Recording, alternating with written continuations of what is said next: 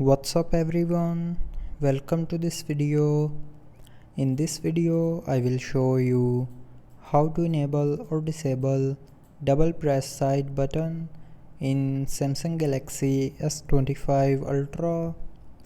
So first of all, open settings.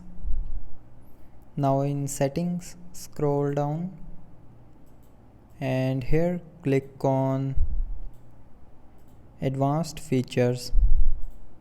Now in advanced features, click on side button and here you will see a double press on off button on the top.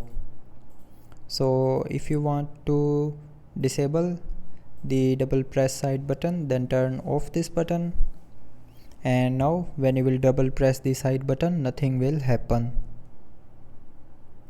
Now if you want to enable the double press side button, then tap on this button again to turn it back on.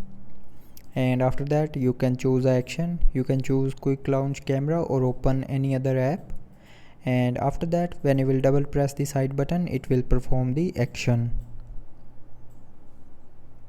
So that's how you can enable or disable the double press side button in Samsung Galaxy S25 Ultra.